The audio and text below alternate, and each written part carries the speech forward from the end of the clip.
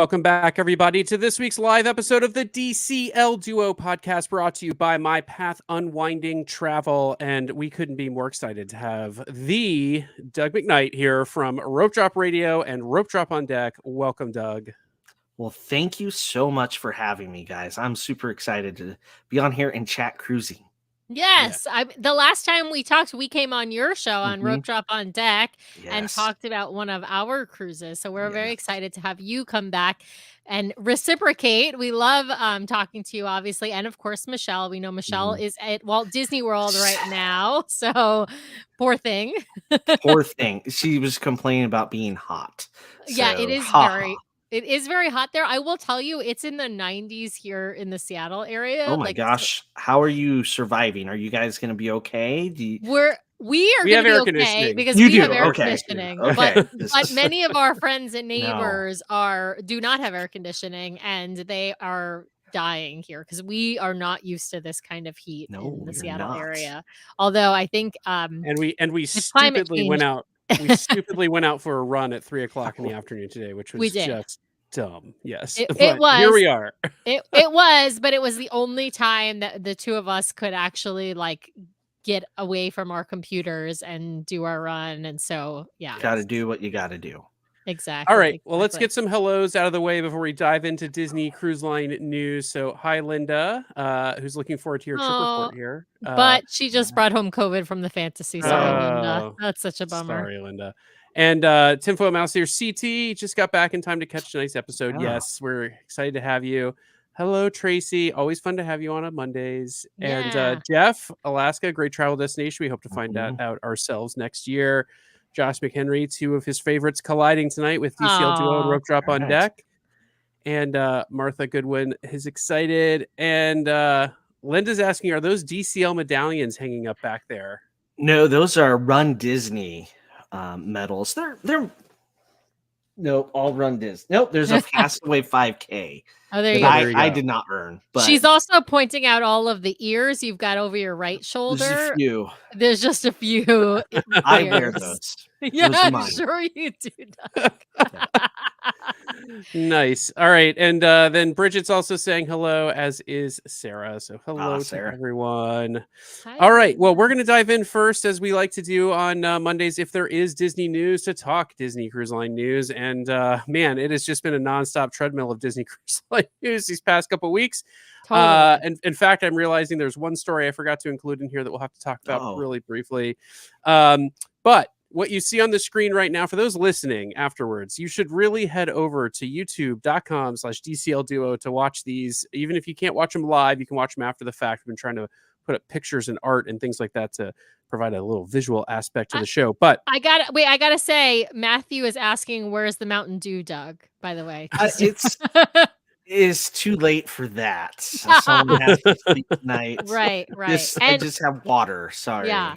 And AJ Parker is saying 3 of my favorite DCL podcast hosts. So excited for this. Yeah. There you go. Yeah. All right. Well, what's up on screen right now in terms of news is this is an artist rendering of the new Tower Suite coming to the Disney Dream. So yes, they are going to... It was a rumor at first, and now it has been obviously confirmed by DCL. Yeah. Yes. And so they, during the dry dock coming up here at the end of the Dream's European season, will be remodeling the funnel to add a new Tower Suite. So this is the rendering of the living room, and then right next to it, we've got a rendering of... Someone asked me, why do they have a kitchen? I had to explain, no, it's just a wet bar area because you can get the suite staffed for drinks by the concierge folks. If you want to have a little, host a little party in your Tower Suite, you can. Not a ton to go on here. It is Fantasia themed. And in fact, it is themed to Sorcerer's Apprentice, Mickey, right? Themed to the Sorcerer's Apprentice vignette from Fantasia. And looks nice. I will never sail in it. It does look like it's laid out maybe just a little ever so differently from the ones on the Treasure and the Fantasy, probably owing to the fact that the funnel is the Treasure and the Wish. Yeah. Sorry, the Treasure and the Wish coming to the fantasy. I mean, let's not kid ourselves. This is coming to the fantasy. Yeah. For people who are not in the know, right? Disney has not announced its dry dock for the fantasy yet, but we know based on its schedule and when it's going to finish the European season next year, it's going to dry dock about the same time that the Dream is doing dry dock this year. And whatever upgrades they make to the Dream, we expect they are likely to make to the fantasy with perhaps different theming, right? Like this, if they do, assuming they do a funnel suite, they'll give it a different theme than the Fantasia Sorcerer's Apprentice Mickey. Yeah. Yes. Tracy's saying we should book it ourselves and have a big party. I tell you what, the GoFundMe is DCL Duo at GoFundMe. No, I mean there is zero chance of me booking this in the next 20 years of my life. Like maybe one day for like retirement party or something like that. So I would say there's a chance. There's a chance. I'm saying there's a chance. But this is a tower suite. This was one piece of news. The other pieces of news that revolved around Concierge, although as we go, you'll find out most of the changes actually tie back to these Concierge changes. So the other pieces of news that revolve around Concierge, they are going to expand the Concierge Lounge and Sun Deck on the Disney Dream. They have not released renderings. Actually, they did release a rendering of the lounge. Of the lounge. That's right. Of the lounge, if I can find it. Oh, actually, I wanted to pause for 1 second on the Tower Suite and just let folks know, for a random week in January for 2 adults and 2 adults only, it is a $28,000 proposition. Ooh. And that suite sleeps 6. So that's going to be at least a $34,000 proposition for 6 people to stay in that thing. Actually, it sleeps 8. I'm sorry, it sleeps 8. So now we're talking. Yeah. Buckle up. And passengers 3, 4, 5, 6, 7, and 8 cost less, significantly less than passengers 1 and 2. So but somebody's got to get the master bedroom. There you go. All right. So this is I've got up the rendering now of the revised Concierge Lounge, or the upgrade to the Concierge Lounge. It's supposed to be Hercules themed. Interestingly enough, there's the portholes over there, but what they don't show you is what the portholes look out on. Today, those portholes, I think, are the ones that look out on the hallway on either side of the lounge. Like, no indication of getting ocean views just yet. They've said they're going to expand the sun deck. No indication of exactly how. And if they expand forward, which seems the only way they can go, they're going to be getting into Satellite Falls territory. So I would say expansions to the lounge we know of. We know they're going to put more rooms in play for Concierge on board. Got to believe that will lead to some refurbs of the existing rooms to get rid of the old style wood paneling and modernize them the way that they have some of the other rooms on the Wonder and the Magic. New updates to the lounge, new updates to the sun deck. Now, all of this, by the way, necessitates a bunch of other changes around the ship. First and foremost, the funnel is home to Edge.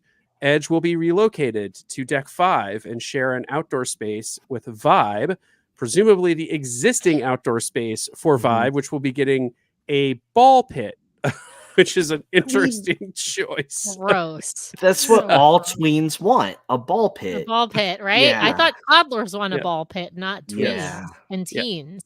Yeah. That part seems... I like that they're going to repurpose that outdoor space a little bit, only because it is a really nice and large space, and it seems kind of silly that right now it's exclusive to just the teens, but... but what are they going to do with it is still questionable, and the ball pit seems like a very odd decision. And I think it seems pretty clear to me they're going to have to take half of Vibe away to build Edge, and then they'll manage access to the outdoor area through the 2 doors on either side of Vibe today. It'll be open at some time of day for the tweens and at some time of day for the teens. But so anyway, I think I just want to tell people, like, it's always nice to get upgrades. I'll give my full opinion here in a minute, but you got to pay attention to what they take away in order to do some of this stuff. And so, I don't know what Vibe is like. Maybe it's just not oversubscribed right now or overused, and they feel like they can take half of it away. But, I'm guessing they're going to take half of it away to build Edge. The other part is the spa, right? So because of the expansion to the Concierge Lounge, they are going to have to make some changes to the spa layout. They haven't really said what that is going to be or what that's going to look like, except that the reception area is going to be updated, and they haven't released any renderings. And they're adding more treatment rooms because in order to expand the lounge, they're going to have to wipe out some treatment rooms that are currently like when you walk into the spa, you have to go up some stairs, and there's some treatment rooms up there. I think they've reserved for teens. Basically, but they sit kind of in the middle of the lounge space, and on the ship. And so I think to expand the lounge, they're going to remove those. And they've said they're going to add more treatment rooms, except if you look at a deck plan, I don't know where they're going to put more treatment rooms. So one can only tell what that's going to mean and or what it might take away. Yeah. Scott Gustin, journalist over on Twitter, also pointed out, if you look at the actual arrangement of the funnel, they've got a bar and 2 bathrooms there on the funnel on the Dream. My best guess is those will not survive the refurb, or at least not survive in any meaningful way. So those are coming. The 2 updates that they gave us that are like actual new things, or at least upgrades without sort of tying it back to any concierge upgrades they're making. The Oceaneers Lab Club will get an updated Marvel area. This is not sure what this is other than a rendering of Spider-Man playing with some kids, which I don't think is going to be what happens, but they will get the Marvel area. And then fan favorite. Now, they did not call it Donald's Cantina. They called it a Cantina coming to the Dream. And I suspect that's because it's not going to be Donald's Cantina. They're going to try to fit it into the theming of the existing quick service restaurants that are there, but a cantina is coming, presumably with the same menu as Donald's, even if it's not called. Could Donald's. be Coco's Cantina or something, right? You never Ramones. know. Ramones, probably. Yeah. Cars theme makes sense, but that's our Disney Infinity room you're looking at right there that just disappeared because Disney Infinity's relevant. It's still on the Dream. So, there you go.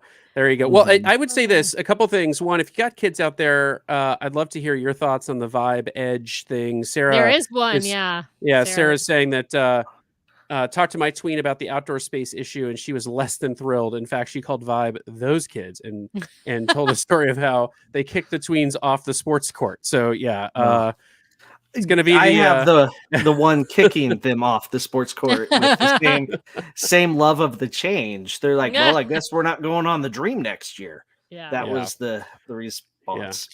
Excited to get on the fantasy one last time before they make these updates. I'll just say that much. So these are the updates. I will say, I have said this on Twitter and a few other spaces and to some friends, like, I am fairly disappointed that Disney has chosen to invest so heavily in what I will call revenue generating spaces and return, as opposed to more general spaces that everyone can benefit from, because a tower suite is going to cost them, I think, a very pretty penny to put in. It really only benefits 1 or 2 families who can afford it per sailing. Same with the Concierge Lounge. It's really only benefiting Concierge. I'm not even sure how much of a benefit it is, because they're adding more rooms and that lounge was already not very big. I'm a little worried too that they're investing in the spa is the same thing. I mean, they had to make the changes to the spa because of the lounge, but it's investments in a space that generates money. I'm a little worried about what is going to be impacted as a result of all of the investment in Concierge. Like, if Satellite Falls is somehow seriously impacted, that is a degradation of the experience for adults on the ship. Glad to get the cantina. I won't complain about a cantina, but I really wish Disney had invested more broadly in some of the spaces on the ship that everyone uses. P.S. Can we rip out the buffet tables in Enchanted Garden? Like, update the theming, right? Just give us something. Give us something. Give us some kind of like mini show. Even you don't need it could be like a cavalcade type show, but give us some kind of little performance in Enchanted Garden and update the theming just a little bit. Like, it could easily be made into like a Mary Poppins theme or some other kind of garden theme, right? Like, it doesn't have to be like fully new and completely 100% gutted, right? But I don't know. My prediction based on these announcements is that they're not doing anything to Enchanted Garden. Yeah. And our friend Craig out there is saying his oldest is not excited to have a blended space with Vibe. I don't think it will be blended. I think they will be separate, and I think they will maintain separation for the outdoor space too, with like 10 to 12 is vibe, and 2 to whatever is 10 to 10 to 14, or sorry, 11 to 14, and then 14 to 17. Yeah. Yes. Bridget Casey's got a suggestion about a podcast cruise in 2028 in the Funnel Suite, a DCL Duo podcast cruise, raffle a spot and raise money for charity. Come on, Brian. It's for the kids. For the kids. For the kids. Right. All right. It's for the kids. It's for the kids. A lot of raffle tickets. Yeah, a lot of raffle tickets. We're going to have to sell 28,000 raffle tickets. I'm gonna have to call American Express and see what they can do with my limit in order to get the Funnel Suite book. All right, let's shift gears. We advertised Alaska. It's time to talk Alaska, and I'm gonna put up some fun pictures from Doug's trip here to Alaska with his family. The wonderful Michelle McKnight also featured in these pictures. Wish she could join us. We love you, Michelle. The rope drop queen. Yes, hope you were having a wonderful time at Disney World. Before we start, I want to tell folks that Doug and Michelle did a full trip report on their show, Rope Drop on Deck. So we are doing this as obviously a live show. We're not going to do a full trip report. We're going to talk highlights. We're going to focus on ports in particular from this cruise. But if you want to listen to their full trip report, please, on your favorite podcast provider, Apple Podcasts, Google, Stitcher, Spotify, whatever, go and find Rope Drop on Deck. Also subscribe to Rope Drop Radio, of course, 2 great Mm-hmm. podcasts, and you can hear all about it. Full story from Doug and Michelle. Yes. All the little details, like what I ate for lunch and the order of which I went and got different lunch items. Yes. Right. And when you went to the bathroom, right? Yes. In the various spaces. And with 3 teenagers, which public bathroom the father is forced to only use. Oh my God. I kind of want to go into this now, but that's how cruising with teens works. All right. So Doug, first, just remind people you were on a 7-night sailing on the Wonder. It was not that long. It was like 2 weeks ago, right? Yep. We just got home. Still adjusting to the time zones, I swear. Yeah. There you go. And so what were your port stops? And we're going to talk through each of them, but what were your port stops? All right. Well, we were out of Vancouver, as Disney does. And then we had a day at sea, a Glacier Day, which was down Tracy Arm. Or no, Endicott Arm, sorry. They don't decide which arm they go down until that moment. And then we went to Icy Strait Point, Juneau, and Ketchikan. Nice. Now, I know you flew into Seattle to start because we were supposed to try and meet up, and you were too busy laying on a beach. Yeah. We were too busy. You did like 7 cruises in a row or something. I swear, every other day I'm like, you're back there? What? Do you live there? What? The cabana's named after you by now, I think. Well, so you took the train from Seattle up to Vancouver, and you always love to first. No, they didn't. They booked the train. They booked from the train, Seattle but they didn't take to Vancouver. I remember seeing this on Facebook. We got bumped. We got the email, phone call saying we overbooked the train. Like, you know how many seats you have, Amtrak. So the first 30 people that elected to take the bus got on a bus, and off we went on a nonstop bus. So we actually left before the train did, beat the train by like 3 hours. So it was a win.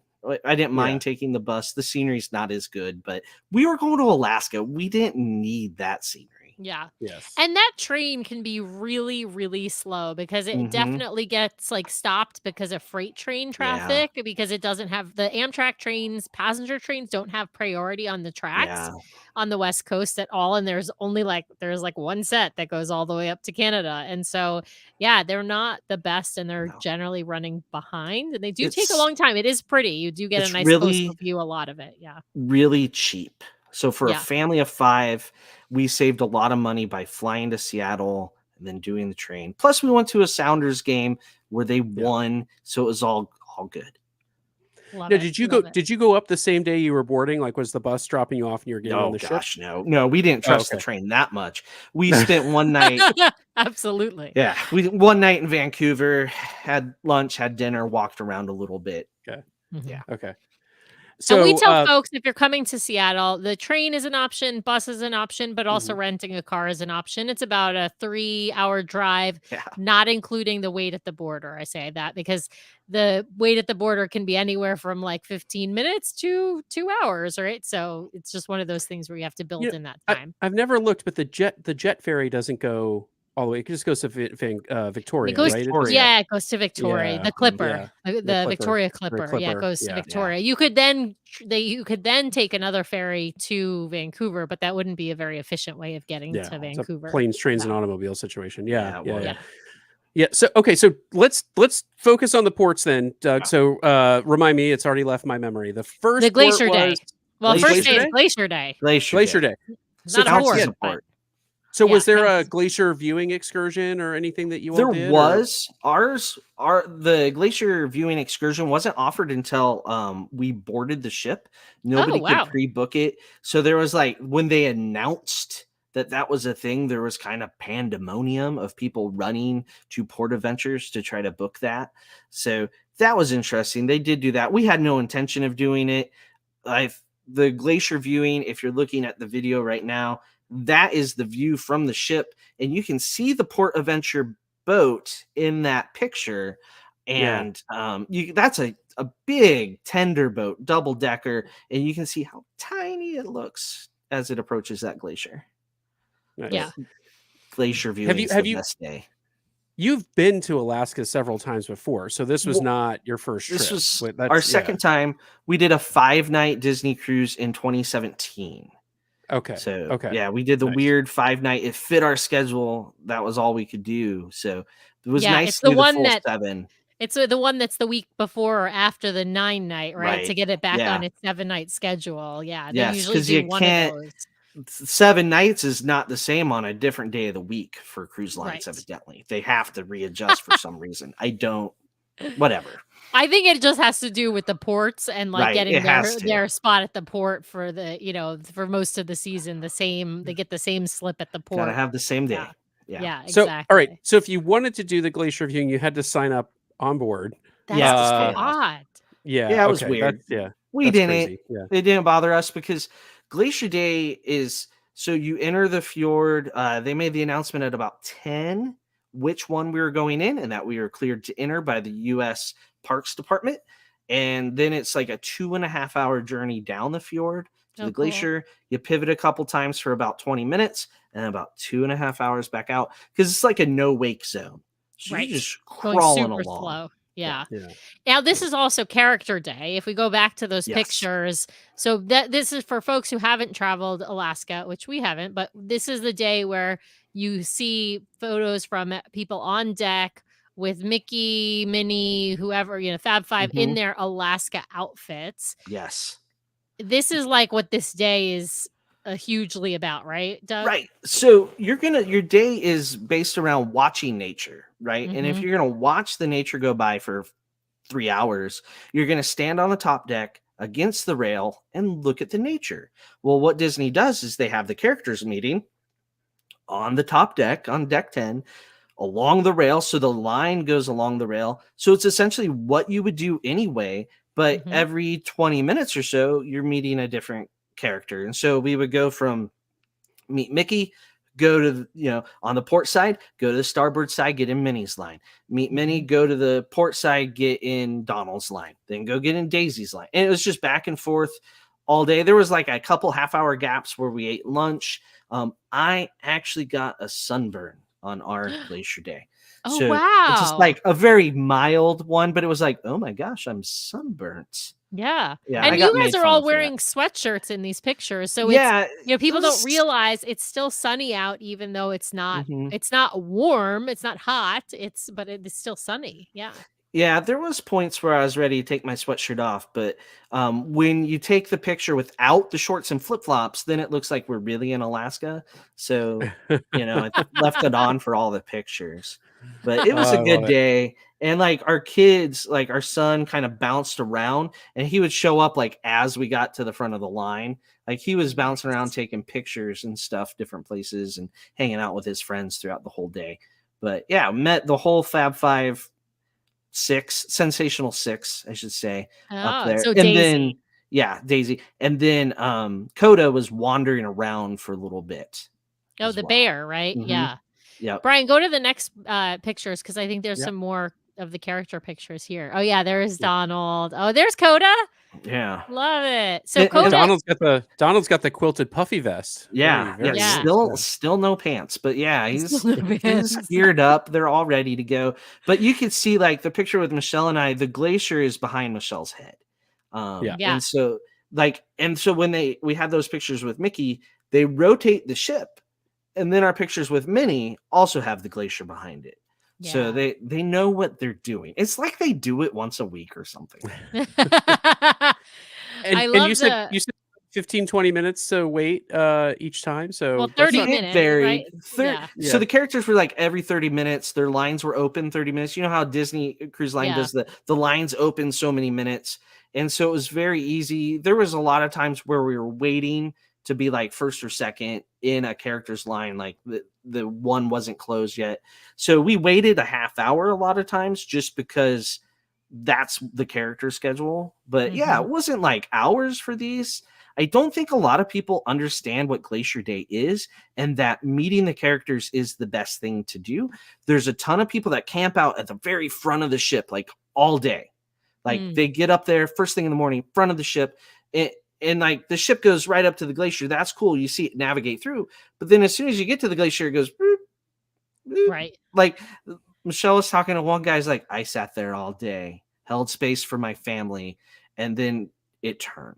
Like, I was like, yeah, you should have just been in line for the characters. Right. Because you'll see everything. Because the ship is turning. You'll see both sides. You met characters on Glacier Day? Like, yeah, the whole time we waited, you're staring at like a 3,000-foot waterfall. You know, it's icebergs and seals and whales.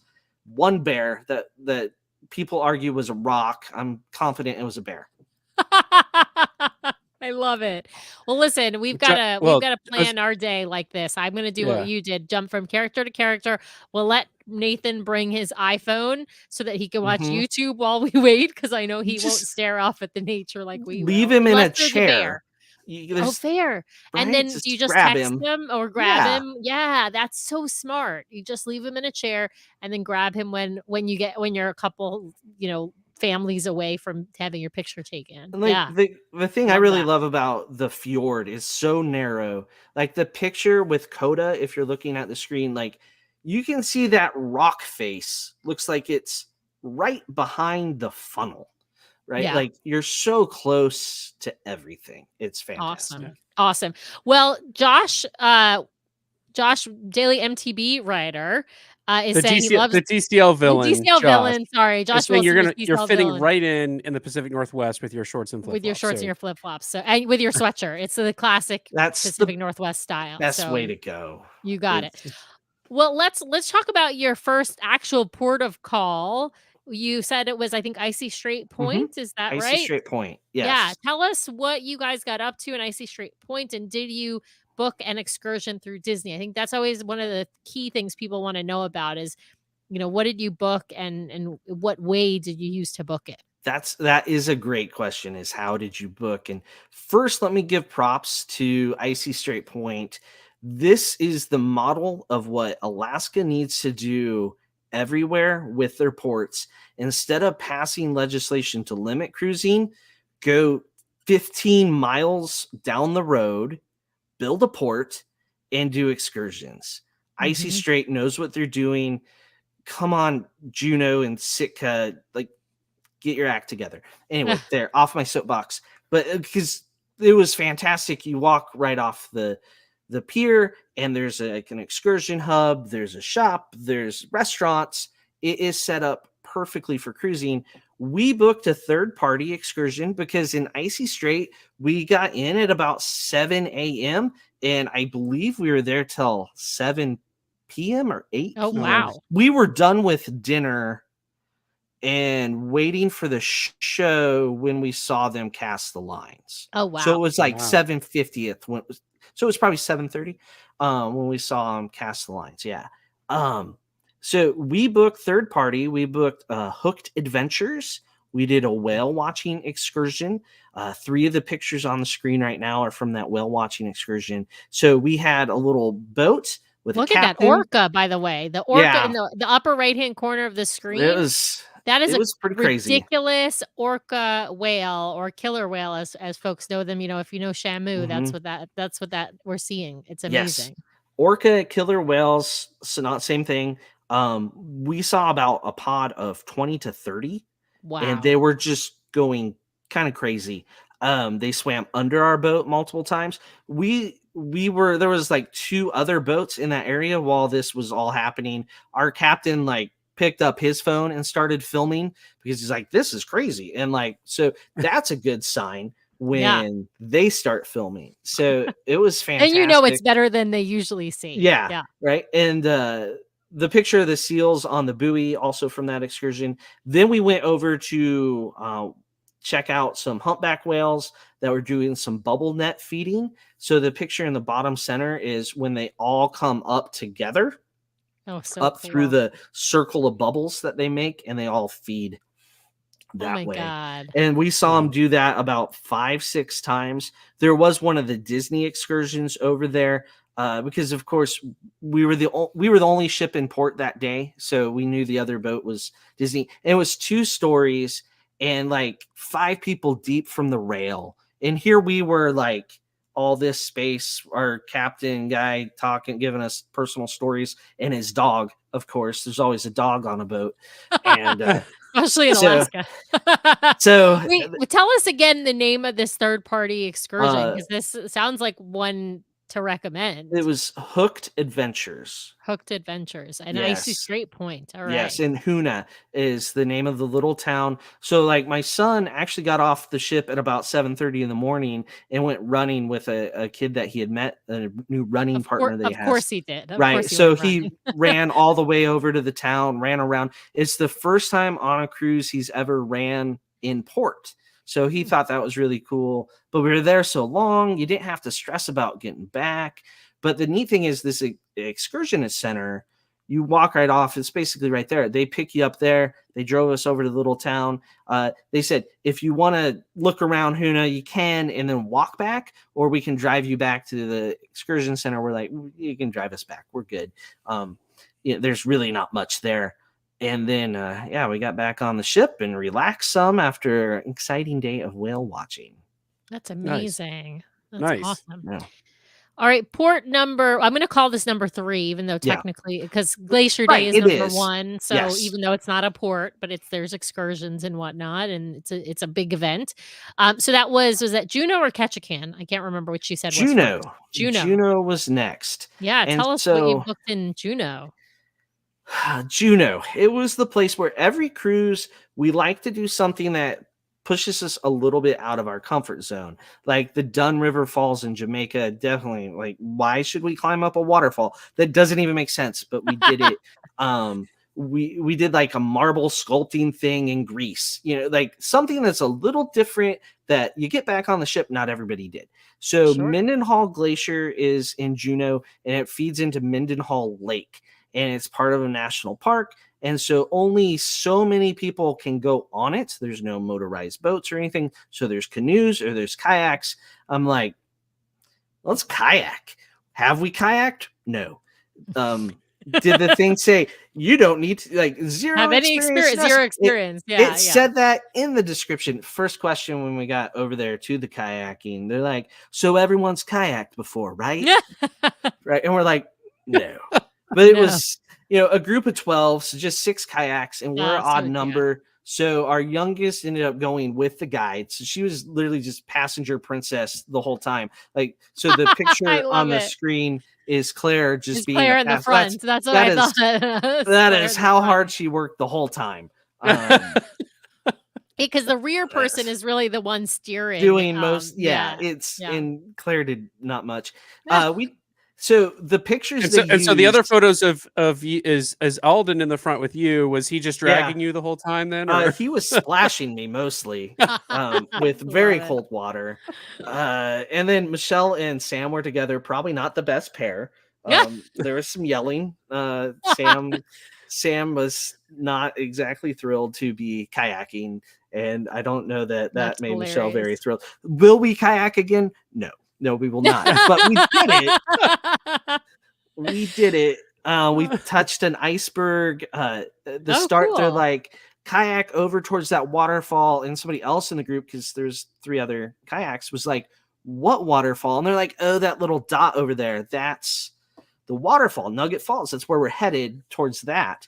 And it was like just this little dot on the other side of the lake. I'm like, oh, okay. And we get halfway there, and the guy's like, yeah, so that waterfall is bigger than the Statue of Liberty. And we're like, oh.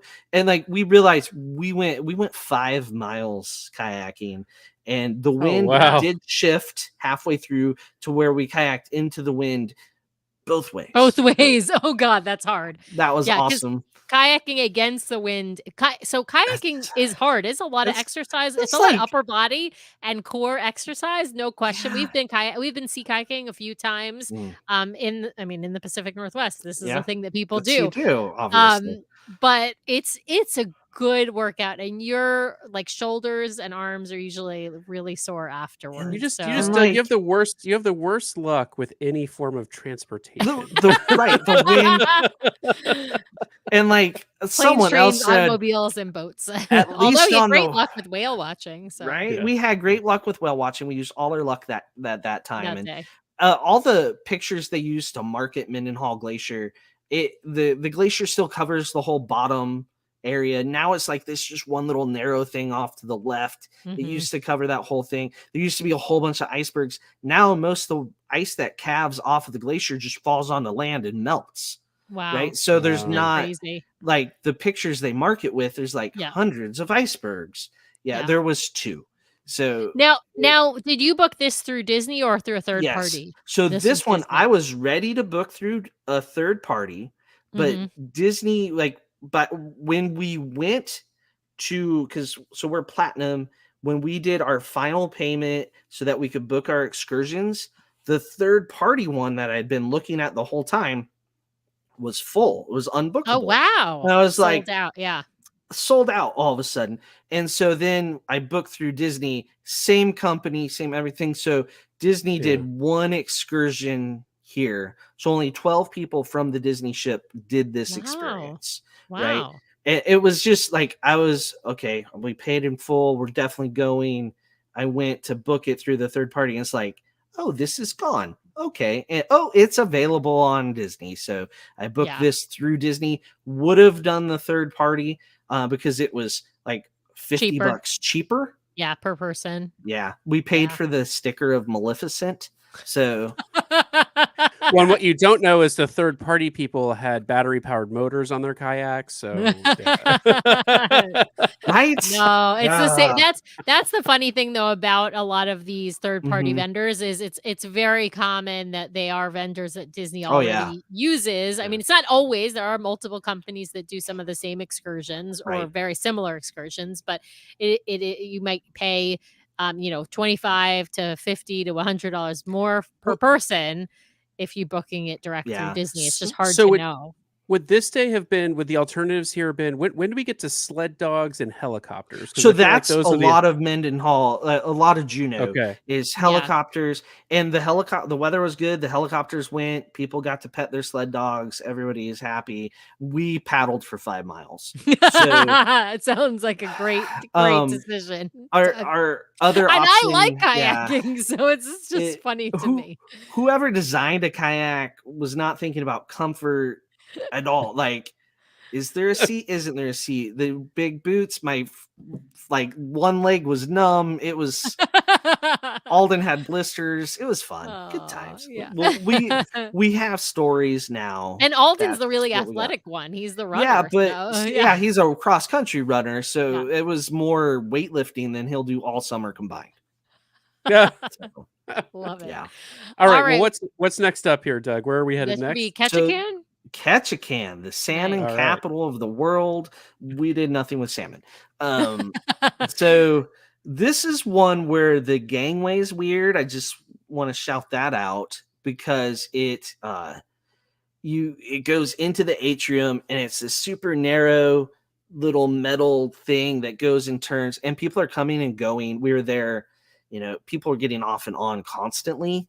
And really? we finally had true Alaskan weather. It rained and was like 55 degrees. So, and sometimes it would pour, other times it's just a mist. They get a lot of rain in Ketchikan. So this was the first time ever in our history of cruising that we split up as a family. Wow. So this was a little different. And so Michelle and Alden, they went and did a Ketchikan photo safari.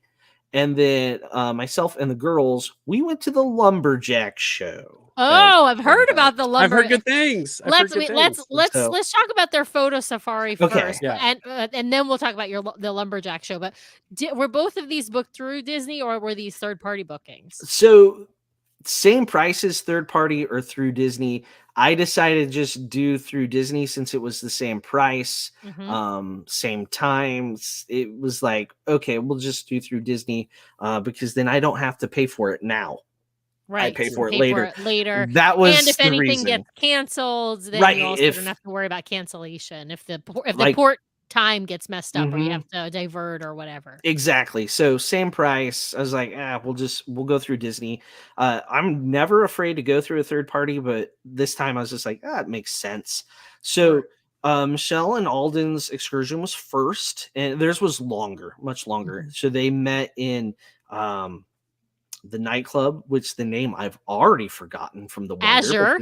Azure. Yeah. So they get there. They're the only two from Disney going on this excursion. Oh, interesting. So they had their own sticker, their own paddle of power, their own cast member. Every other excursion in there was like 40 people. Wow. Right. Wow. And so we got asked like 5 or 6 times later, like in the hallway by our neighbors, at dinner by the people sitting around us. You have a private table, but it's never really private, right? Sure. So they're like, what excursion did you go on? Because I feel like half the ship must have been in Azure with them, and they just got their own little personal paddle of power. So they ended up being the only two in the photo safari. So they got their own private tour. Shocking it didn't get canceled, right? Like, because often if things are undersubscribed, they often will cancel, refund you, and say you want to book something else. So what did they do? Like, what did it involve? Did they went and took pictures of totem poles and waterfalls and eagles and nature, some flowers. They got some very cool pictures. Alden's an aspiring photographer because he's in journalism, right? And so he thinks he's a photographer. He has an Instagram, Shot by Alden. Shot by Alden. Yeah, all right. We're gonna have to give him a follow. Alaska pictures on there, but like they learned there's one totem pole that's fairly new that there used to be a Disney excursion where the kids made little feathers, and so this totem pole is covered in these feathers, right there in the lower right hand corner.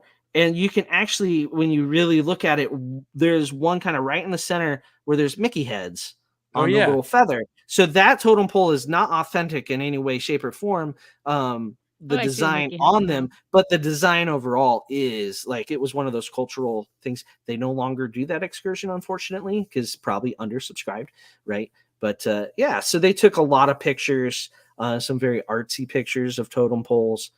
It was pouring that day at times, so they had to do some alternate stuff. But so they went and they did that for like 3 hours with their guide, and then got back to the ship. They got done about the same time we were in the middle of our show. Nice. So, all right. Yeah. So tell us about the Lumberjack Show, Doug. So there's about a dozen ways. Every excursion in Ketchikan can be booked like 4 different ways. When you're looking at it, there's a billion excursions, because it's like you can do this and this and this. Like you can piece together like 2 or 3 little excursions to make a big excursion in Ketchikan.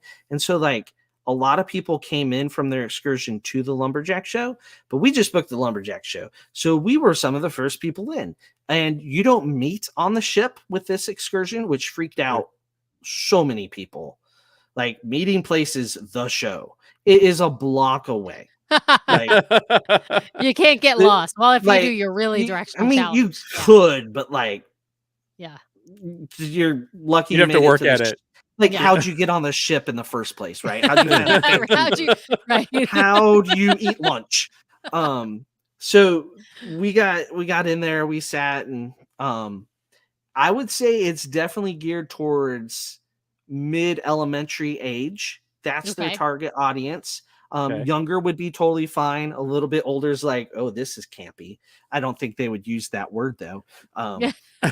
They have campy meant. They have something else like mid Riz. I don't know. It definitely wasn't Riz. So I was there I was trying to explain to the girls, like, this is on ESPN, like these contests, and like these guys are legit athletes. Like, they work out, they lift weights, they train. This is just them performing their skill set. And they're like, this is a thing. I'm like, yes. And so we have that conversation. But the show, they add a lot of energy to it. There's like 2 different teams. So you're cheering for one team, they're cheering for another. There's 2 different mills going against each other, which are actual real mills historically. So in the game, there was an annual game between the 2 mills. They explained the history. Not that anybody really cared, but they did. They even mentioned the Blueberry Festival in Ketchikan, which the last time we went to Ketchikan, it was the Blueberry Festival, and everything was closed except the festival. Yeah. So we had a really weird day in Ketchikan our first time around, but we had blueberries. How long is the show? How long? About an hour. About an hour. Okay. So it did not feel long. It didn't feel too short. It felt right. If I was looking at this more from a research perspective of, I didn't know what to do with the girls. They didn't want to go fishing. They didn't want to go eat salmon, which everything is eat salmon, right? Every excursion you can add on a salmon bake. Like every excursion, it's Lumberjack Show and salmon bake. It's whale watching and salmon bake. It's kayaking and salmon bake. Everything. All the salmon. We never did that because evidently we want salmon to be alive. I don't know, they die anyway, right? Salmon are weird fish, but that's a whole different thing. So the show is good, except so there's this one character that, like, so when you cut off the end of a log, it's called a cookie, which they didn't really explain. They just talked about the character that wanted to steal the cookies, and I'm pretty sure 90% of the kids are like, I don't see any cookies, because my kids didn't know, and they're 18 and 14. I wouldn't know that was what a cookie was. So, the chainsaw goes, they cut off the end, it's called a cookie. And so they kept making cookies throughout the whole performance. Some kids like, there's no oven. But so they talk about there's one person that got kicked out of the competition, and he'll run in and try to steal the cookies. And when you see him, you have to make a lot of noise and say that he's there. And it was a very, so my kids are like, swipe or no swiping. So it was a lot of Dora, like, do you see the cookie? Like, right. It was, there was some Dora-esque moments. We heard one other kid yell swipe or no swiping really loud. Oh my God, that's hilarious. Yeah, but like they hand out postcards throughout it, like the winning team then hands out stuff, and like the kids went crazy trying to get a postcard. It's like, guys, it's a postcard signed by a lumberjack who you're not going to remember the name of for more than 5 minutes, but whatever. But the crowd involvement was nuts. They got people down on the stage, like some ladies threw some axes even. It was entertaining. I had a good time. It was better than I expected. We were at the Disney specific one. You could book it all day. It runs all day, but there's one that's just for Disney park guests. And that's what we did. I believe sometimes there are Disney characters, but it was raining and the stage is not covered, but the audience is. Oh, the stage is uncovered, so it's outside. Yeah, they're getting wet. I guess they're lumberjacks in Alaska. They should be used to that. I don't know. Yeah. I was thinking we did a tour in Budapest. It was an equestrian thing, but I mean, they had an equestrian center and they brought all the horses indoors and all that sort of stuff. But I guess if you're working with large logs, you really can't. It's right. And they did the thing where they, ran on the log and somebody fell off and all that stuff. And yeah. What did the girls think of the show? Would they do it again, or was it just, as you said, it was like it was not really targeted to their demographics, so they were like kind of whatever. They laughed, they enjoyed it. They won't say they did, but they did. I think Claire enjoyed the shopping afterwards in all the gift shops of Ketchikan, but she enjoyed that more. But it was entertaining. We all laughed. We cried. We went home hungry. I don't know. It was good. The girls liked it, but they wouldn't say it. It's kind of like they used to really like all the variety acts, like the ventriloquist, the magician. And when we go to them now, they're kind of like, I don't think that was for me. Like, no, I don't think you're the target audience anymore of the average Disney. But sometimes there's illusionists and their audience is much older and that works, but you got to know what you're going to. And they were too old for it, but it was still entertaining. I think so. What are they? I am getting a live text from Claire saying I was laughing at the kids, which the kids were hilarious. So Claire nicknamed a lot of the children on the cruise. So basically every toddler or small child that was having a main character moment, as the kids say, she had nicknames for. Like Lord Fruit Loops was there, so that was exciting. Lord Fruit Loops. I love it. We did that on our first cruise. There was my favorite was speaker guy because he was wearing a speaker on embarkation day, just wandering around the ship playing his music. And we're like, all right. He's partying. It was the oddest thing ever. Yeah. It's his party. We're just invited. I'm curious before we go to the next port here, Doug. I'm curious about two things. One is that's the last port, Brian. Next port's Vancouver. Okay. Well, this is perfect then. I got a couple questions for you, kind of unrelated to the ports then. So perfect. One is what were the souvenirs? What kinds of stuff did you see in these ports that were like you must get this from Alaska? I'm assuming somewhere somebody was trying to sell you a bunch of salmon, but there's salmon. The salmon. But they don't throw it, so second rate Alaska. Second rate. You gotta come to Seattle for throwing it. Yeah. Okay. I just wanted to give a nod to my host there. So one thing that you see everywhere is this wooden bowl, chopping block bowl with a curved knife. You see that everywhere, which Disney also confiscates when you get on board. So be ready for that. Right. All right. Which means you can still get it when you disembark. Yeah. They're going to hold it. You just have to. You just can't. It's like kind of knife that they don't want you having in your stateroom. Yeah. And it's for herbs and stuff, right? My mom uses one for garlic bread. I mean, use it for whatever. Okay. I don't know. So like one of my favorite things about disembarkation day is looking at the confiscated table and seeing like, what did people think they could bring on this cruise? And all the irons and steamers. I laugh. But this one was full of knives, like all the knives. It's apparently called an ULU knife. An ULU knife. Yes. Yeah. There you go. You nailed it. Yeah. There you go. Other than that, it's like if you can put a moose or a bear or a whale on something, they sold it. I don't know if there was anything else specific. Oh, yeah. I'm getting live texts. Yes. Christmas ornaments. Claire is chiming in. Oh my gosh. There you go. Ornaments. There you go. We got lots of Christmas ornaments. We're gonna need a second tree after this. Goodness.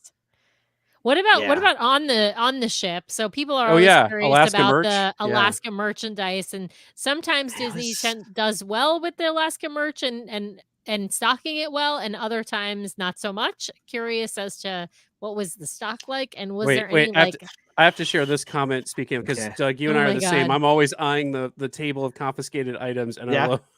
And Linda saying paintball rifles getting off the Wonder in April. Wow. Bravo. Wow. We thought we'd have a friendly game and vibe. Yeah. That's what that is. So one thing they had is Spirit jerseys. Of course. That were very Alaska. They had every kind of sweatshirt. Claire might have gotten it felt like a dozen sweatshirts, but I think it was 3 or 4. Wait, no, 3 different sweatshirts though. Wow. She got so many, but whatever it was, one was a quarter zip.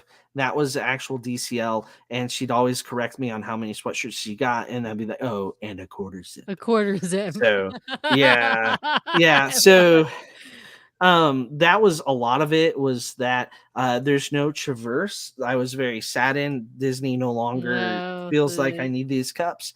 The Traverse cups, the Traverse. There was a very ugly cup that I did not purchase. Because normally I like to get a cup the first night and then use it for my Diet Coke or Coke Zero addiction. But I did not do that. So I had to drink out of paper cups. Although I got a lot of hot chocolate. There was a lot of hot chocolate consumed on this cruise at night. We would get ice cream and hot chocolate every night. Nice. Sounds like a great combination. There was plenty of merch. Enough that we had to buy a suitcase in Ketchikan. So wow. It's a good port for buying a suitcase. I'll say that. Claire and I went on that adventure. And for some reason, the ports that sell small carry-on suitcases are smart. They're very smart. Yeah. Absolutely. Yeah, they're smart. That carry-on size, just you need another one. Ed's saying maybe Mickey and Minnie plushies in their Alaska. Yes, we see those. Those are the ones you see online a lot. I feel they're definitely there. One to match every character. Lots of kids getting pictures with that character. We saw one whole family dressed up as Mickey, like in his Alaskan gear. Oh, in his rain slicker. Yeah, they were all wearing that, and then we saw his Gorton's fisherman's gear. Yeah, someone was dressed up like Daisy, like they had their little kid dressed up like Daisy in her outfit, which is that's a deep cut. But Claire still wants me to mention Lord Fruit Loops. Lord Fruit Loops was like a 1-year-old that I don't know. We ate at Cabanas with. I don't know what she wants me to say about Lord Fruit Loops. But shout out.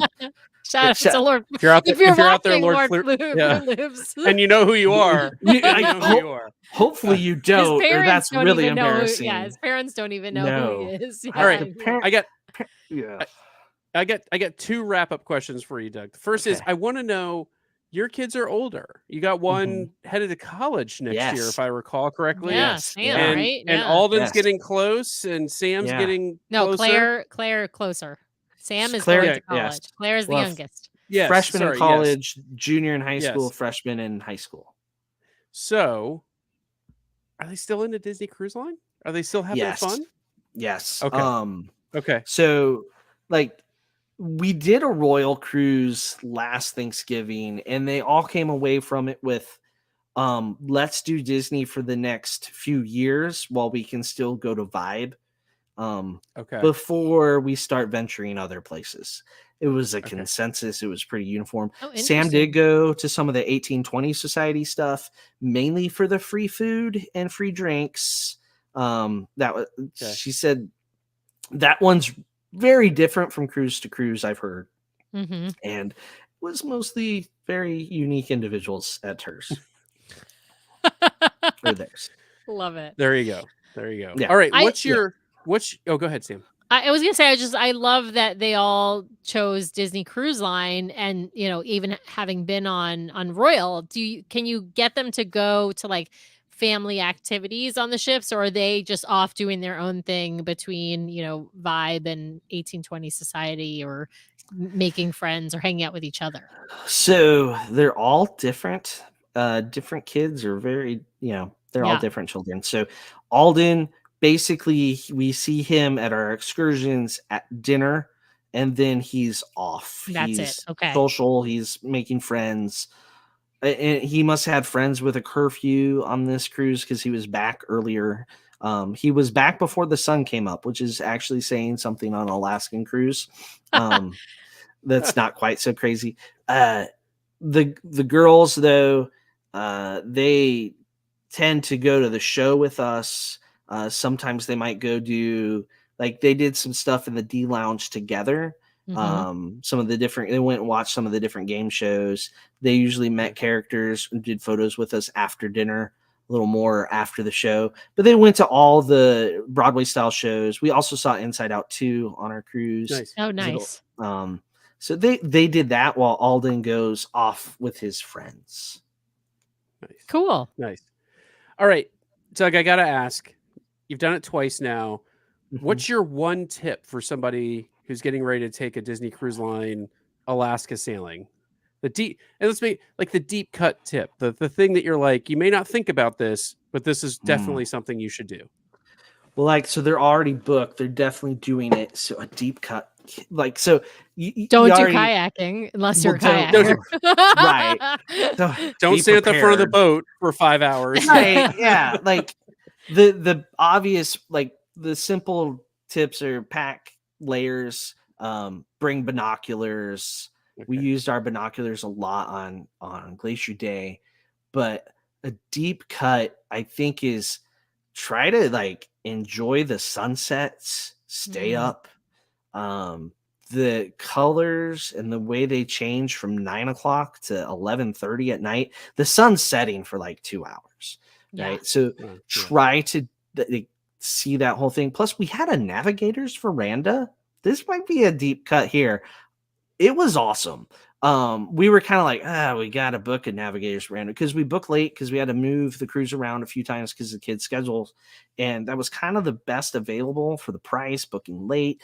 And, but it kind of boxes you in. So you're protected from the wind. So we could sit out there in just our sweatshirt and be okay. Where I think on the other verandas, it was cold at times, right? You have the wind flowing through where we had no wind. You have that nice little bench. I think the navigator's veranda is a low key, deep cut type of, it might be a nice thing to do.